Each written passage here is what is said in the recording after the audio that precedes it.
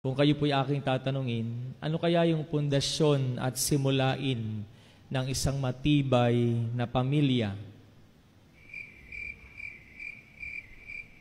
Dapat po, pag pumupunta kayo dito, lagi kayong may baon na sagot. Ang mga kaharap ko po ay mga Katoliko.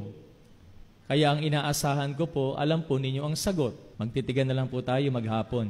Hindi ko napapangalanan pero trending to ngayon si Father na parang merong graded recitation sa homily niya. At mukhang nainis siya nang wala daw sumasagot sa tanong niya. Pero meron namang mangilan-ngilan na sumasagot pero feeling ko hindi pasok kung ano talaga yung gustong marinig netong Father na to. At gusto niya siguro 100% ng mga nagsisimba that time sumagot sa tanong niya. Dahil dito, binabash tuloy siya ng mga netizens sa comment section. Kasi hindi naman daw talaga required na sumagot yung mga tao sa homily at dapat daw direct to the point kung ano talaga yung gusto niyang iparating sa mga nagsisimba. At eto yung ilan sa mga comments tungkol dito kay Father dahil sa ginawa niya na mukha daw talagang naimbyerna na siya dahil walang sumasagot sa tanong niya. Kulang na lang daw magpalabas siya ng 1/4 sheet of paper para sagutin yung tanong nga niya.